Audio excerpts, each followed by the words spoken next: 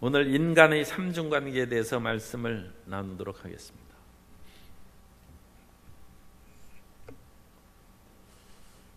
(2005년에) 강원도 지역에 거대한 산불이 나서 문화재가 소실되기도 하고 수많은 사람이 살상하고 고통 가운데 빠졌는데 2019년 또 유례없는 대산불이 일어나서 지금 축구장 738로 어쨌든 축구장 넓이의 그런 700 몇십 배의 그런 지역이 다 초토화됐어.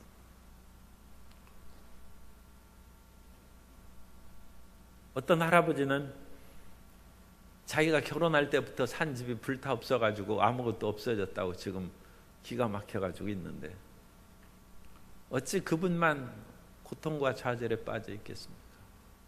인생에 불난 집이 어찌 한두 집이고 마음이 초토화된 그런 사람이 한두 명이겠습니까? 그러나 그리스도 예수 안에서 우리에는 회복의 길이 있습니다. 예수님 안에서 살 길이 있습니다. 주는 죽은 자를 살리시고 없는 것을 있는 것 같이 부르시는 하나님이십니다. 우리 인생은 하나님과 인간과 자연의 새 관계 속에서 살아가는 존재입니다. 오늘 이와 같이 삼중 관계를 회복하시는 하나님의 은혜에 대해서 함께 말씀을 나누고자 합니다. 첫째로 사람은 자연과 더불어 살아가는 존재입니다.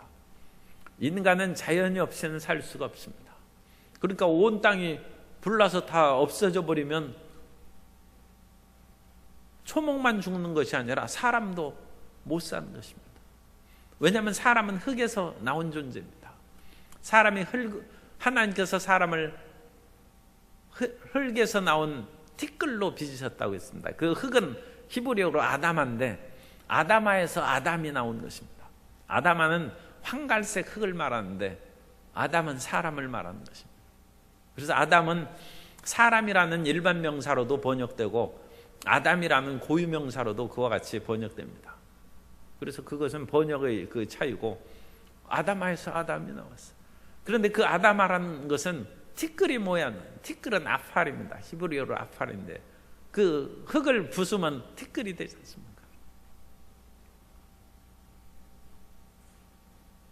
부서진 흙을 가지고 박사학위 받은 우리 안수 집사님이 있어요. 오늘 내가 그 논문을 받으니까 갑자기 또 그런 생각이 나는군요.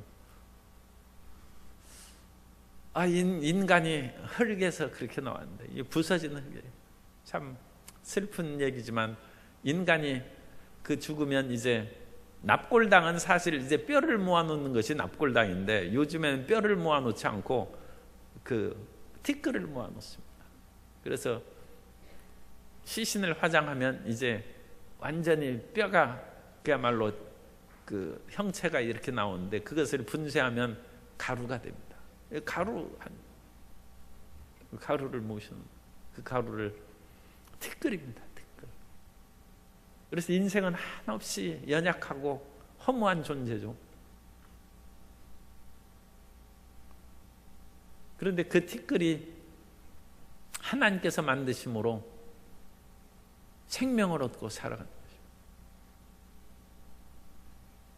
인간이 티끌이기 때문에 사람이 금을 좋아하는가 봐요. 이 금은 그래도 빛나고 다이아몬드는 단단하고 그러지 않습니까? 그리고 인간이 티끌보다는 훨씬 나은 것으로 같이 지어진지 모릅니다.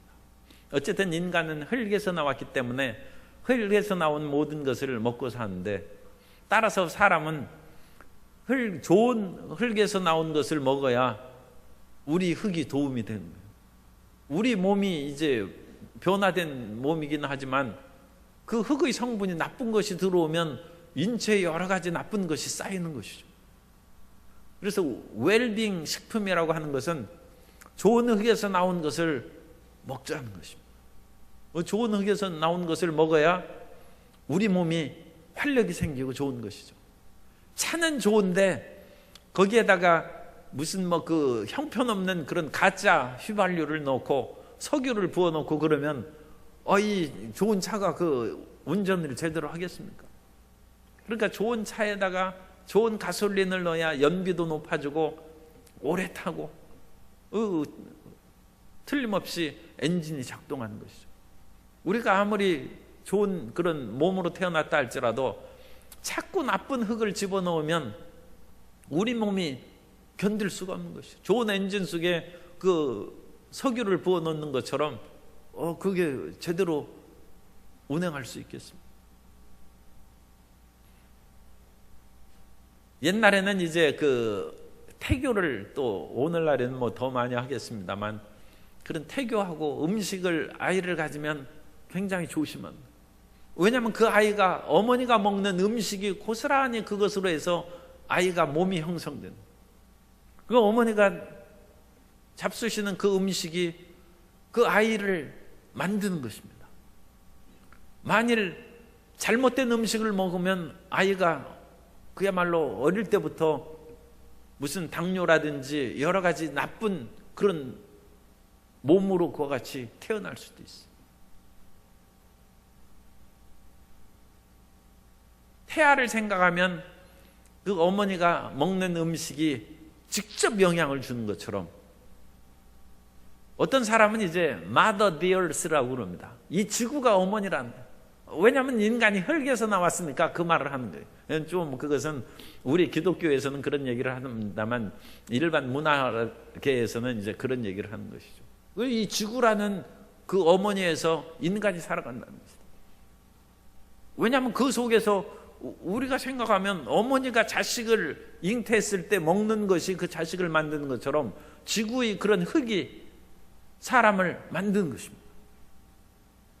그러므로 이 자연의 관계를 우리가 없이 여기서는 안 되고, 자연을 그야말로 천년 만년 동안 우리가 살지는 못하지만 자사손손이 그와 같이 천년 만년을 살기를 사람들이 다 바라고 꿈꿀 건데, 그렇다면 환경을 보호해서 물려주는 것이 가장 큰 유산이 될 수 있어요.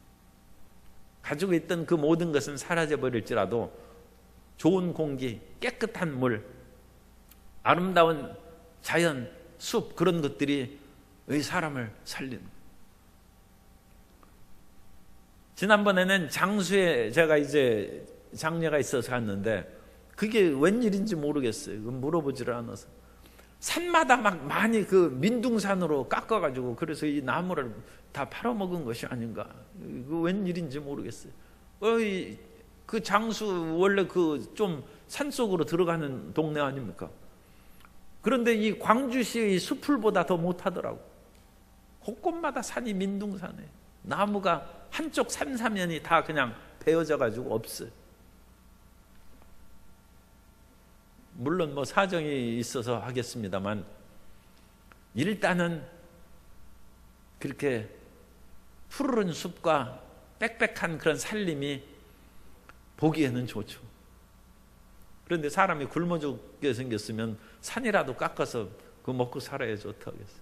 그러니까 그 이유는 제가 잘 모르겠어요. 그러나 이 살림이 인간의 삶하고 연관이 돼요. 그럼 우리는 이 자연과 흙에서 나온 존재므로 자연의 그 모든 환경을 잘 지탱하고 이끌어가야 됩니다. 우리는 혈연과 지연과 학연을 많이 얘기하는데, 이 지연의 연고가 굉장히 중요합니다. 왜냐하면 땅에서 사는 사람들은 성격이 비슷해요.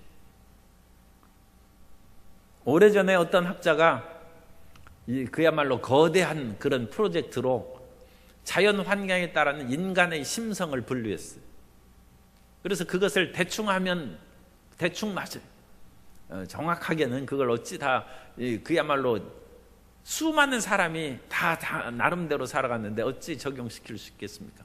그러나 대부분 이 몬순 지역, 여름에 비가 많이 오고 더운 지역, 그러니까 인도나 그런 지역이 대표적인 몬순 지역입니다. 그런 지역에서 산 사람은 모든 사람을 수용하는 마음을 갖는다. 왜냐하면 하늘에서 비가 내리고 땅은 그야말로 태양빛은 자결하니까 물기와 뜨거운 태양이 있으면 모든 산천초목이 살아납니다. 그래서 모든 곳에 숲이 무성해지고, 숲이 무성하니까 그 속에서 먹고 사는 곤충이나 벌레나 또 그것을 잡아먹고 사는 작은 짐승, 또 큰 짐승, 수많은 동식물들이 그 속에 빽빽하고 울창하게 살아갑니다. 그래서 이 몬순지대에 사는 사람은 자연에 대한 두려움을 갖고 있습니다. 어느 때는 맹렬한 비가 내려서 인간이 감당할 수 없어요. 모든 것이 떠내려가는 거예요. 또 그 속에서는 수많은 생명이 살아나, 어디를 가든지 먹고 살 수 있어요. 그러니까 여기에서 조금 사람들이 귀찮게 굴면, 여기 말면 살 데가 없나 해서 그 사람은 양보하고 딴 데로 가는 것입니다. 이삭이, 그 지역은 특수한 지역이죠. 샘을 파야 물이 안 나오나요? 그런데도 이삭은 여기 이 샘을 주면 하나님이 또 주시겠지. 그래 또 이삭은. 그런데 몬순 지역은 그게 가능합니다. 어디를 가더라도 땅을 파면 물이 나와요. 어디를 가더라도 살림이 있으니까 동식물이 있고 먹을 것이 있습니다. 이 몬순 지역에 사는 사람은 수용적이고 너그럽고, 그 대신에 자연에 대한 두려움을 갖고 일종의 자연 숭배하는 그런 마음을 많이 갖는다. 그런데 그거에 반해서 사막 지역에서 산 사람은 자기가 살고 있는 오아시스를 결코 벗어나지 않습니다. 오아시스에서 살고 있는 그 사람이, 그러니까 사막지대에도 물이 있고 조금 살만한 지역에서 사는 거예요. 그리고 그 지역을 빼앗기면 죽는 거예요. 사막형 인간은 뒤로 물러가지 않습니다. 사막형 인간은 저항적이고 뒤로 물러가면 죽는다는 격으로 전투적으로 인생을 살아간다. 오늘날도 사막지대에 살아가는 많은 민족들이 굉장히 전투적이죠. 그들이 신앙적으로도 그 지역에서 나타난 신앙은 그런 수많은 신들이 없어요. 몬순 지역은 다신교입니다. 그러나 사막 지역은 일신교입니다. 거기에서는 신도 하나밖에 없어요. 그리고 뒤로 물러가지 아니하고 저항하고, 거기에서 물러가면 자기도 죽는 것이고, 따라서 거기를 쳐들어온 사람은 제거해버리는 것입니다. 그 대신에 적군과 친구에 대한 그 개념이 분명한 거예요. 어떤 사람이 오면 그 사람의 무슨, 당신 나의 친구냐? 그러면 친구면 극진하게 환대하는 것이고, 적이면 죽는 것입니다. 왜? 사막형 인간이에요. 그런 지역에 따라서 인간의 마음이 바뀌어집니다. 이 사람의 관계가 달라집니다. 그러니까 어느 지역의 출신이다, 그것이 사실은 가볍게 여길 수가 없어요. 그 지역의 농토와 산세하에서 온화한 성격이 가질 수도 있고, 저항적인 성격을 가질 수도 있고, 여러 가지 삶의 습성이 달라집니다. 유럽에 가서 그렇게 참 놀랍고 그런 것은, 강가에 집이 이렇게 있어요. 우리나라 사람들이 달동네 산동네 하면서 온 지역에 집을 다 짓고 삽니다. 그런데 우리나라 사람들이 유일하게 집 안 짓는 곳은 강가에 짓는 거예요. 그건 청개구리나 그 하는 짓이지 강 옆에는 집을 안 져요. 왜냐하면 우리나라도 몬순 지역이기 때문에 언제 강이 범람할지 몰라요. 거기에다가 집을 짓는 것은 그건 물에 잠기는 그런 것이죠. 그런데 유럽은 일종의 목장지대입니다. 그래서 유럽은 여름에는 비가 적고 겨울에 비가 와요. 그래서 여름에 태양빛이 자결해도 비가 많이 오지 않으므로 쓸데없는 잡초들이 잘 자라지 않아요. 그래서 유럽에는 푸른 목장과 잔디구장이 많이 있어요. 우리나라는 잔디구장을 못 만듭니다. 왜 못 만드냐? 잔디밭을 만들어 놓으면 거기에 토끼풀이 더 잘 자라요. 왜냐하면 그 지역에 비가 내려오고 햇빛이 자결하니까 사람이 심지 않은 것이 얼마든지 씨앗이 날아와가지고 자라는 거예요. 그런데 여름에 건조한 지역에서는 사람이 심어놓은 것 외에는 건조 상황이나 그런 다른 식물이 날아올 것이 없어요. 날씨가 건조하니까. 그리고 비가 내리는 겨울에는 식물들이 움츠려들어서 그건 성장 발육을 안 하니까 잡초가 없죠. 그래서 잡초가 없는 나라예요. 유럽은 그러니까 합리적이고 모든 것이 이성적이고 계획적인 것으로 그 지역에서 그런 식으로 사는 사람은 합리적이고 이성적이란. 사람이 인생을 살아갈 때 자기가 가지고 있는 성격이 자기 혼자 만든 것으로 생각하지만 많은 경우 자연 속에서 형성됩니다. 그래서 어릴 때 그런 자연과 산골 속에서 좀 그야말로 문전옥답에서 살아간 사람은 그 마음에 여유와 평강이 있기 때문에 나중에서도 대인관계가 훨씬 좋다고 얘기하는 것이 인간이 자연 속에서 사는 그런 존재이기 때문에 그렇습니다. 그러나 이 자연이 아무리 맹렬한 위세를 떨치기도 하고 또 여러 가지 합리적인 것을 나타낸다 할지라도 그것을 다스리는 것은 하나님이시라는 것을 우리가 알아야 됩니다.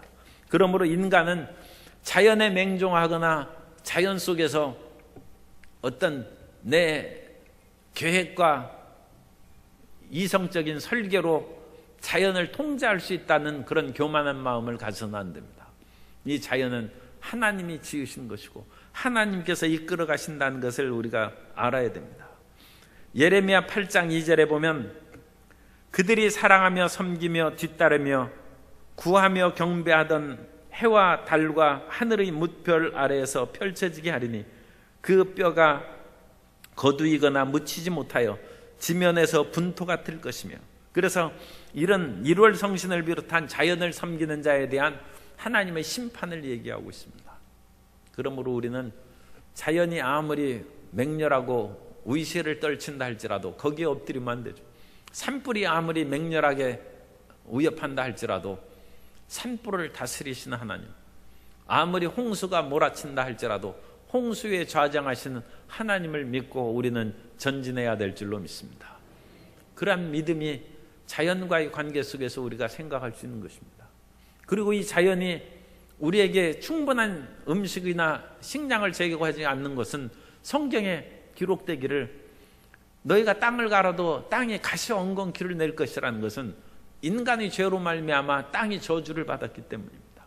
그럼 우리는 땅에 여러 가지 비료도 뿌리고 여러 가지 그런 좋은 그런 작업도 해야 됩니다만 그런 것에 앞서서 우리의 삶이 저주에서 벗어나서 우리가 밟고 살아가는 땅이 저주받은 땅이 아니라 복받은 땅이 되도록 우리가 변화시켜야 될 줄로 믿습니다. 그리스도 예수 안에서 복인이 사는 사람은 복의 땅이 되는 것이고 사람이 저주를 받으면 사람이 그 저주받은 사람이 사는 그 곳도 저주 아래 있는 것입니다. 왜냐하면 하나님께서는 사람에게 땅을 정복하고 다스리는 권세를 주셨기 때문입니다. 이것이 인간의 창조적인 그런 상황입니다.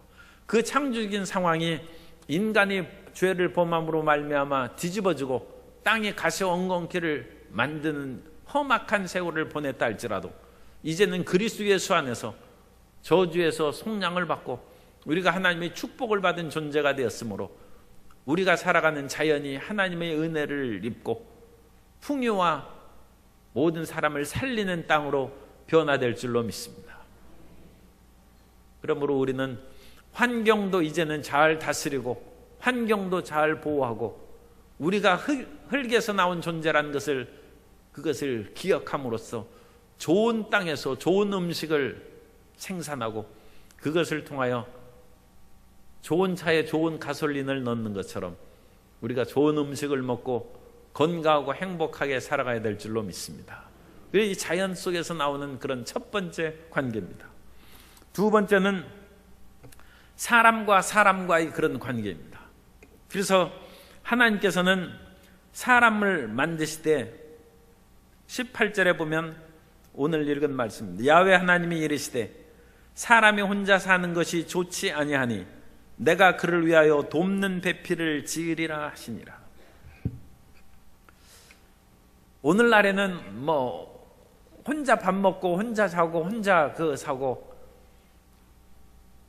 옛날에는 도서관에 보면 이런 커다란 탁자 해가지고 그냥 다 해서 공부했어요. 그런데 요즘에는 그런 식으로 하면 하나도 안 온다. 하나씩 다 물론 칸막이 도서관이 옛날에도 있었습니다만 요즘에는 그런 식으로 다 해줘야 돼. 그런데 요즘 식당에는 또 그와 같이 혼자 밥 먹는 식당이 있어요. 그래가지고 혼자 테이블로 딱 그렇게 돼 있어요. 그래서 그 안에 그러니까 혼자 사는 사람들이 이제 많이 있다는 것이죠. 그 혼자 사는 사람들이 많이 있는 것을 보고 편하다고 느끼는 것은 오늘날 이 시대의 그런 사조인지는 모릅니다만 어떤 면으로는 비성경적인 것입니다. 사람은 혼자 살도록 지어지지 않았습니다. 왜냐하면 사람은 혼자 살면 넘어지기가 쉬워요. 사람은 막대기와 같아서 혼자 서 있으면 넘어지죠. 사람이 두 사람이 서로 기대 있으면 그것은 튼튼해가지고 넘어지지가 않는 것이죠. 그래서 인간은 함께 어울려서 살아가는 그런 이제 존재가 되어야 됩니다. 그래서 하나님께서는 모든 인간을 하나님의 형상과 모양으로 지으셨기 때문에 우리는 인간에 대한 그런 분명한 관점을 가져야 되는데, 우리와 피부색이 같고 우리와 같은 그런 말을 사용하는 사람들만 인간이 아니라 우리와 피부색이 다르고 다른 말을 사용하는 사람도 우리와 똑같은 사람이라는 것을 우리가 인정해야 됩니다. 이건 참 오늘날에 이런 말하는 것조차가 이게 뭐 인권 침해라고 얘기할 수도 있는데, 이 몇백 년 전만 해도 사람들이 그렇게 생각했어요. 자기들과 피부색이 다른 사람들은 인간이 아닌 것으로 여겨서 그런 수많은 사람들을 죽이고 심지어 인종을 멸종시킨 것들이 종종 역사에서 나타납니다. 그렇기 때문에 우리는 우리와 피부색이나 모양이라든지 말이 다른 사람에 대한 존경심을 가져야 됩니다. 광주시에서도 이 다문화 그런 가정들이 많고 또 여러 그런 다문화 사람들이 생활하는 그런 지역이 있어서 상당히 그것이 고무적이고 축복된 일입니다만, 웬일인지 그런 사람들에 대한 예산이 깎이고 돌보는 인원이 줄었대. 그래서 이 광주시 행정이 과연 다문화 가정을 위하는 행정이냐 하는 것이 신문에 났어요. 사실 우리는 우리끼리 사는 것이 제일 좋습니다. 사람이 낯선 사람하고 어울려 산다는 것은 피곤하죠. 그런데 오늘날 시대는 그런 식으로 폐쇄적으로 살 수는 없는 시대. 옛날 조선 말기에 대원군이 병인양요를 일으켜가지고 프랑스를 물리쳤어요. 그 당시만 해도 우리나라 화력해가지고 프랑스가 본격적으로 쳐들어오지를 물론 않았지만 어쨌든 간에 그래서 서구의 제국주의가 몇 번 우리나라에 방문했습니다. 우리가 물리쳤습니다. 그런데 그 밑에 있는 어떤 나라는 그런 나라들한테 굴복을 당했어요. 그래가지고 굴복당하는 그 나라는 할 수 없이 문을 개방하고 서방의 그런 현대화된 근대화된 문물을 받아들였어요. 그래가지고 과학이 발달하고 무기가 그야말로 발달했어요.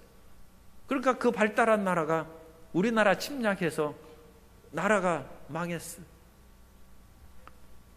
폐쇄적으로 살 수 없는 시대입니다.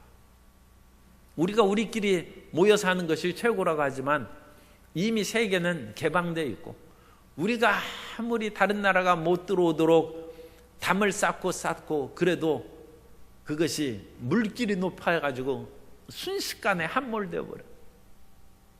그럼 우리는 열린 마음으로 살아야 됩니다. 열린 마음으로 살아가는 담력과 지혜를 갖게 되시기를 예수님 이름으로 축원합니다. 폐쇄적으로 우리가 피해서 살 수 있는 그런 시대가 지났어요. 태평양에 있는 그런 섬들은 지금 자꾸 지구온난화로 인해서 바닷물이 올라오니까 조금씩 잠겨요. 그게 뭐 1년에 그 1, 2cm 밖에 그 차이가 없대. 그러니까 파도 치는 그런데 그 표시가 안 나죠. 그러나 전체적으로는 수면이 상승하고 있어요. 그럼 그 물에 잠기고 함몰되어 버리는 것이죠. 우리 인간관계가 폐쇄적이 되지 않냐고 서로 어울려 살아가는 그런 삶을 살아야 됩니다. 그래서 하나님께서는 그리스도 예수 안에서 모든 사람들과 어울려 살아갈 수 있는 길을 열어주셨어요. 그래서 하나님께서 서로 간에 돕고 살아갈 수 있도록 역사해 주시고, 돕고 살아가는 그런 모든 길을 우리가 힘을 합해서 손을 잡는 것이 소위 학연입니다. 그래서 서로 배움으로써 동지가 되는 거예요. 같은 학교에 다니면서 서로 교통하고 이웃이 되고, 외국에 공부하고 그러면서 그 사람들과 서로 학연을 맺고 같은 사람이 되고, 그래서 서로 연결고리가 되고 함께 힘을 합해서 살아갈 수 있는 그런 나라가 되는 것입니다. 요즘에 그 기후가 찬바람이 불어오면 하늘이 맑고, 날씨가 온화하면 미세먼지가 가득하고 그래요. 왜냐? 이 북쪽에서 찬바람이 싹 불어오면 이 미세먼지가 혹시라도 지금 서쪽에서 온다고 그와 같이 가정하면, 이 서쪽은 우리가 작은 얘기로 하면 중국입니다. 그쪽에서 온다면 북쪽에서는 이게 만주, 그 시베리아에서 불어오는 그 바람이 싹 불어오면 그 북극 쪽에서 불어오는 바람은 깨끗하죠. 그러니까 온 그야말로 청천 하늘이죠. 맑은 하늘이 드러나는데, 이 바람이 그치면 이제 추위는 그치지만 서쪽에서는 항상 편서풍이 불어오게 돼 있어요. 그러니까 이 오면 초미세먼지로 덮이는 거예요. 그러면 우리가 그 서쪽에 사는 사람들하고 친해야죠. 그리고 그 사람들과 대화를 해야죠.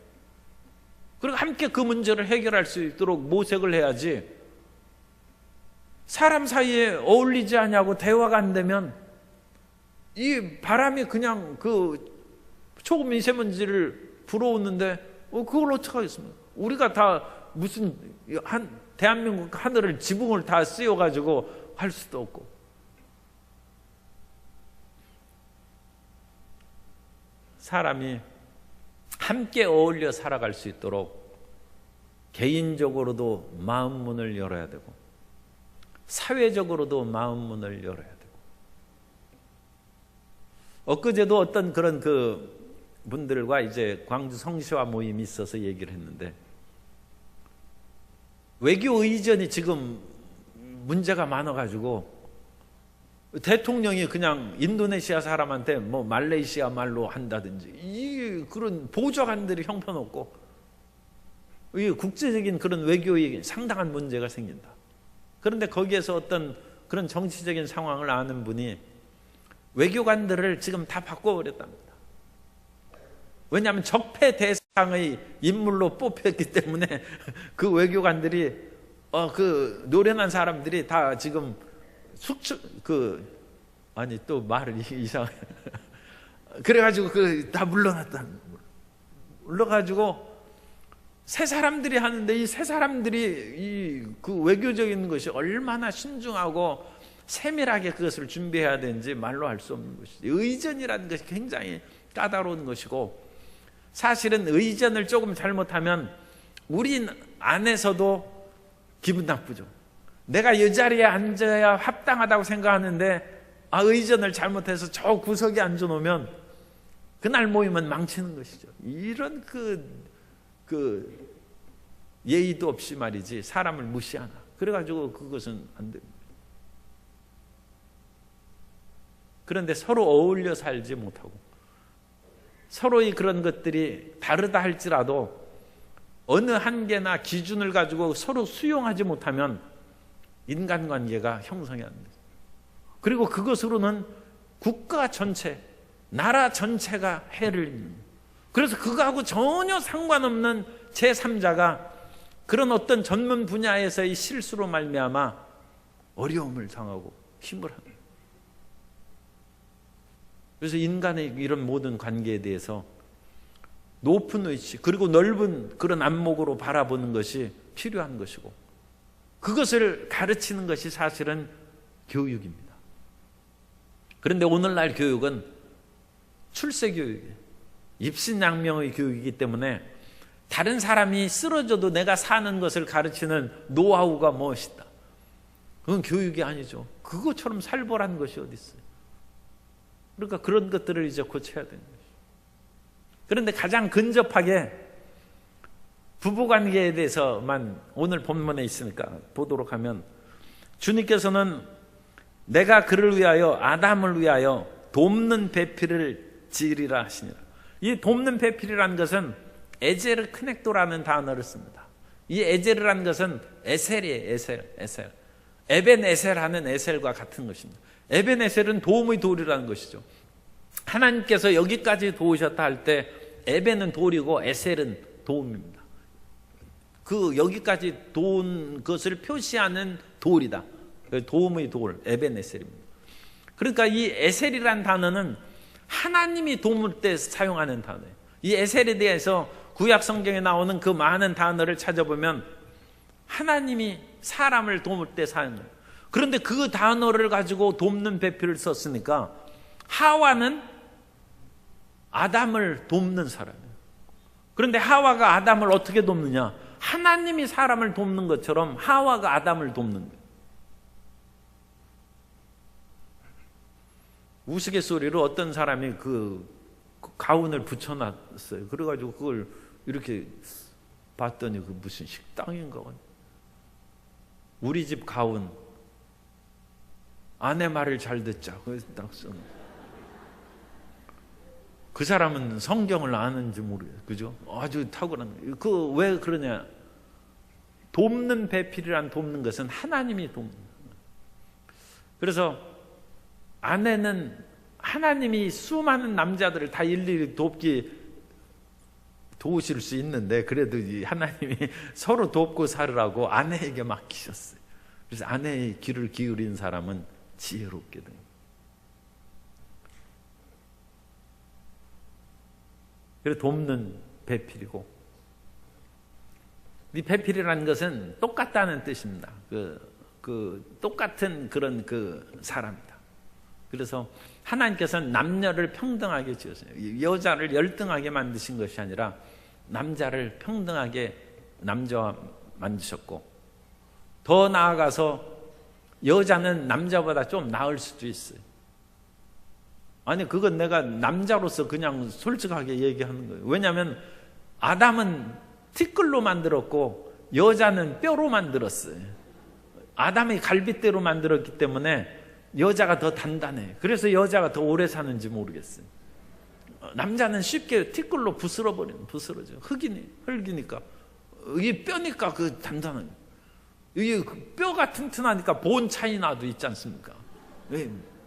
뼈로 만든 그거 같은 단단한 도자기가 돼. 그리고 하나님께서 창세기 1장에 보면 하나님께서 남자와 여자를 만드시되 그들에게 복을 주시며 그들에게 이르시되 생육하고 번성하여 땅에 충만하라고 했어요.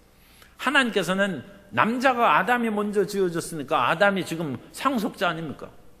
그리고 아버지가 유언할 때는 큰아들에게 와서 유언을 들으라고 하지 큰딸 보고 들으라고 하진 않죠. 물론 온 자녀들을 다 불러놓고 그렇게 물론 하실 수도 있죠. 그러나 황제가 왕위를 물러줄 때는 태자를 부릅니다. 그래서 그것은 유일한 그런 상속자에게 그 국가의 비밀을 얘기하고 왕의 그 비밀을 얘기해 주죠. 그런데 하나님께서는 그들에게 말씀하시되 남자와 여자에게 생육하고 번성하여 땅에 충만하라. 그래서 부부를 어찌됐든지 부부는 돕고 살아야 돼요. 그러니까 부부가 서로 돕고 의지하고 사는 것은 그건 하나님의 원래의 방침이고 축복의 길입니다. 부부 사이가 어긋나면 그건 정말 인생의 큰 파탄이에요. 큰 파탄. 그러니까 그렇게 살 바에는 혼자 사는 게 나아요. 그러니까 요즘 젊은이들이 성경대로 살기가 너무 어려워서 수도자적인 마음으로 결혼 안 하고 혼자 사는지는 모르겠어요. 그런데 한번 결혼했으면 죽을 힘을 다해서 서로 힘을 합해야 합니다. 그래야 생육하고 번성하고 땅에 충만하고 땅을 정복하고 다스리는 힘이 생깁니다. 하나님의 말씀을 하는 거예요. 그런데 이것이 인간의 죄악으로 말미암아 뒤집어지는 거예요. 그래서 아담과 하와가 선악을 알게 하는 나무 열매를 따먹었을 때 하나님께서는 이 두 사람에게 심판하셔서 창세기 3장 16절에 보면 또 여자에게 이르시되 내가 내게 임신하는 고통을 크게 더하리니 내가 수고하고 자식을 낳을 것이며 너는 남편을 원하고 남편은 너를 다스릴 것이니라. 그래서 서로 사랑하는 것이 아니라 여자는 남편을 원하는데 남편은 너를 다스린다는 것입니다. 그러니까 둘이 주종의 관계로 전락했어요. 그런데 여기에서 아내가 남편을 원한다는 그 원한다는 단어도 사실은 죄악이 너를 원하나 너는 죄를 다스리라는 똑같은 병행 문구가 가인에게 있습니다. 그 성경을 기억하시죠. 가인이 화가 났어요. 아벨이 제사만 받는 것을 보고 분노가 나자 이 무슨 일이 생길지 모르겠다 싶어서 하나님께서 죄가 너를 원한다. 그러나 너는 죄를 다스리라고 해요. 같은 문구. 여기에서 죄가 너를 원하는 것은 좋아서 원하는 것이 아니라 죄가 너를 지배하기를, 그것이 생략된 거예요. 죄가 너를 지배하기를 원하나 너는 죄에게 지지 말고 오히려 죄를 다스리라. 그런데 남자와 여자가 심판받는 것이 여자는 남편을 다스리기를 원하나 좋아서 사모한 원하는 것으로 남자 형제 동지들이 생각했다가는 큰 착오예요. 남편을 다스리기를 원하나 남편은 오히려 여자를 다스린다는 거예요. 서로 다스리기를 원하면 그건 집안이 풍비박산 나는 것이죠. 그래서 이 죄악을 주님께서 청산하셔서 십자가에 못 박혀 죽으시고 주님께서는 아내는 남편을 사라가 아브라함을 주라 순종한 것처럼 남편을 주님처럼 섬기고 남편은 그리스도께서 교회를 위하여 자기를 주심같이 아내를 위하여 자기를 주는 목숨을 바치는 그런 사랑으로 살아가라는 것입니다. 그것이 저주에서 벗어나는 길이고 서로의 갈등을 종식시키는 것입니다. 그렇게 부부관계가 회복되면 모든 인간관계가 회복될 줄로 믿습니다. 그래서 사람 사이의 가장 근본적인 관계가 부부관계입니다. 그런데 그 부부관계가 헝클어지면 그 다음의 인간관계는 굉장히 힘들고 어느 면으로는 사람에게 진실한 관계를 하지 못할 수도 있습니다. 그럼 우리는 그리스도 예수 안에서 남편은 아내를 죽기까지 사랑하고 아내는 남편을 주님을 대하듯이 순종함으로써 화목한 가정을 이루게 되시기를 예수님 이름으로 축원합니다. 세 번째 관계는 하나님과의 관계입니다. 그래서 하나님께서 우리와 아주 긴밀한 관계를 맺으셨는데 흙으로 사람을 빚으셨어요. 이건 흙동입니다. 그런데 그 흙에 주님께서 생기를 불어넣으셨어요. 물론 하나님은 영이시니까 우리가 후하고 부는 것처럼 뭐 그렇게 불진 않았습니다만 하나님의 생명의 기운이 들어갔어요. 이 생명의 기운이 그 하나님의 영입니다. 물론 히브리어로는 네샤마라고 해가지고 우리의 영은 루아흐입니다. 이 루아흐하고 네샤마가 다릅니다만 그거의 차이는 우리는 잘 알 수 없어요. 그러니까 같은 것으로 생각해도 됩니다. 그리고 하나님의 생명의 기운이 들어가서 하나님의 생명의 기운이 들어가니까 흙이 살아났어요. 그러니까 침례 요한이 그 범죄하는 그런 그 불순종하는 사람들에게 아브라함 자손이라고 하지 말라는 거예요. 하나님께서는 능히 이 돌들로도 아브라함의 자손을 만들 수 있다. 아니 흙에 하나님의 숨길이 들어가니까 사람이 됐으니까 그 얼마든지 만들 수 있죠. 그러니까 하나님과 사람은 생명의 관계예요. 그래서 하나님과 우리는 굉장히 가까운 거예요. 하나님이 우리를 살리신 거예요. 하나님을 사랑하게 되시기 바랍니다. 부모님을 우리가 사랑하는 건 부모님으로 우리가 태어나서 생명을 얻어서 사는 것이죠. 그 하나님 없이는 우리는 생명이 없어요. 그러니까 하나님을 사랑해야죠. 그런데 하나님하고 내가 관계가 시들하다. 우리 생명이 시들한 거예요. 이게 굉장히 중요한 문제입니다. 아무리 보약 먹고 산삼 먹어도 필요 없어요. 하나님이 아니 그 흙에 산삼이 자라난다고, 우리 속에 흙이니까 산삼이 자라나서 무슨 힘이 있으려나요? 하나님의 생기가 들어가야죠. 산삼은 우리 육이 살아있을 때 좋은 음식을 먹는 것으로 도움이 되겠지만 생명의 근원은 하나님이십니다. 그래서 하나님의 생명이 우리 속에 불어넣으시고 지켜주셔야 됩니다. 욥기 10장 12절에 보면 생명과 은혜를 내게 주시고 나를 보살피심으로 내 영을 지키셨나이다. 우리 영을 주님께서 지켜주지 않고 우리 영이 우리 몸에서 떠나면 죽는 것입니다.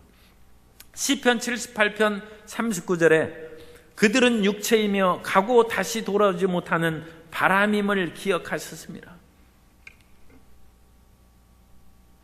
그래서 우리는 하나님의 생명의 기운을 붙잡아야 돼요. 그래서 우리 속에 있는 하나님의 기운을 충만하게 하는 것은 기도하는 것이죠. 열심히 기도해서 성령 충만하면 우리는 기도함으로써 무슨 재판의 문제를 해결하고, 기도해서 병 고치고, 기도해서 어디 합격하고, 기도해서 돈 벌 생각하는데, 그거보다 더 근원적으로 우리에게 다가오는 축복은 기도하면 우리 생명이 충만해진다는 거예요. 이미 기도하면 복을 받은 것입니다. 기도 자체가 응답을 받은 거예요. 기도하면 하나님의 생명의 기운이 가득한 거예요. 그러니까 우리가 기도할지라도 성령 충만할 때까지 기도해야 돼요. 그래서 성령 충만함을 받았는데도 눈에는 아무 증거 안 보이고 귀에는 아무 소리 안 들고 손에 잡히는 건 없어요. 그러나 우리는 이미 우리 속에 하나님의 생명의 기운이 충만했으므로 우리는 승리한 것입니다. 이미 기도하면 그게 정말 응답받은 거예요. 그래서 우리 속에 생명의 기운이 충만하면 눈에 보이는 물질로도 나타나고 병도 떠나고 여러 가지 그런 삶의 변화가 일어나는 것이죠. 왜? 하나님의 생명이 충만합니다. 뿐만 아니라 하나님의 성령이 충만해서 하나님의 생기 기운이 가득하자 우리에게 지혜와 명철이 생깁니다. 아담이 이 수많은 짐승들의 이름을 다 지어줬어요. 하나님의 성령이 생기가 충만할 때 아담이 IQ가 그러니까 엄청나게 좋아가지고 오늘날에는 자기 자식 이름 짓기도 굉장히 고심하고 그러는데 아담이 짐승들의 이름을 다 지어줬어요. 아담이 성령의 지혜가 있는 거예요. 우리가 지혜가 부족하거든 후히 주시고 꾸짖지 않는 하나님께 구하라. 그래야면 주시리라. 지혜로 사업을 성공하고 지혜로 세상을 이기며 살아가는 성도 여러분 되시기를 예수님 이름으로 축원합니다. 그래서 어디에서 하나님의 축복은 하늘에서 떨어지는 것이 아니라 성령의 지혜로 이 세상의 일들을 분별하고 올바르게 해 나아감으로써 머리되고 위에 있는 은혜를 입는 것입니다. 하나님의 성령으로 충만하면 부살렐과 오홀리바 같은 그런 지혜를 얻습니다. 출애굽기 36장 1절에 보면 부살렐과 오홀리압과 및 마음이 지혜로운 사람 곧 야훼께서 지혜와 총명을 부으사 성소에 쓸 모든 일을 할 줄 알게 하신 자들은 모두 야훼께서 명령하신 대로 할 것이니라. 하나님이 지혜를 부으십니다. 그래서 성령의 진정한 충만은 지혜롭게 돼요. 아이디어가 생기는 거예요. 아이디어가 생겨야 이 어려운 세상 속에서 살 길이 생기는 것이고, 지금 2019년인데 2050년에 사는 사람이 2019년에 보면 저렇게 사업할 것도 많고 살 것이 많은데 어찌 2019년 사는 사람들이 앞길이 막막하다고 가슴만 치고 누워있는지 모르겠다. 여러분, 우리가 50년 전만 해도 봉선동 땅 사놨으면 부자 되는 거예요. 그때는 헐값으로 그냥 다 산. 2019년엔 지금 앞길이 아무것도 보이지 않아요. 그런데 2050년, 지금부터 30년 후의 사람은 아니 30년 전에 그렇게 살 길이 많은데 그걸 모르나?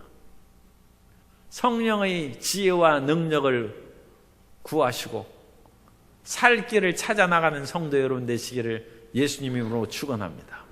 하나님의 관계에서 범사의 형통이 나타나는 것입니다. 하나님의 관계가 먼저인 것이고, 이 하나님께서는 또한 말씀을 통해서 성령으로 우리에게 은혜를 주실 뿐만 아니라 말씀을 통해서 우리에게 복을 주시는데, 창세기 1장 28절입니다. 하나님이 그들에게 복을 주시며 하나님이 그들에게 이르시되 생육하고 번성하여 땅에 충만하라. 땅을 정복하라. 바다의 물고기와 하늘의 새와 땅에 움직이는 모든 생물을 다스리라 하시니라. 하나님이 이르시되 내가 온 지면의 씨 맺는 모든 채소와 씨 가진 열매 맺는 모든 나무를 너희에게 주노니 너희의 먹을거리가 되리라. 이 하나님의 축복으로 인생이 만물의 영장으로 살아가는 것이고 지구를 정복하고 다스려 나가는 것입니다.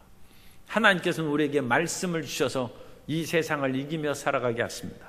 시편 107편 20절도 그가 그의 말씀을 보내어 그들을 고치시고 위험한 지경에서 건지시는도다. 하나님의 말씀이 성도 여러분에게 깨달아 주시기 바랍니다. 영은 보이지 않지만 보이지 않는 하나님이 보이는 하나님으로 나타난 것이 말씀입니다. 그러므로 성경 말씀을 깨달은 사람은 하나님을 본 것입니다. 말씀이 육신이 되어서 오신 예수님을 본 자는 아버지를 본 것입니다.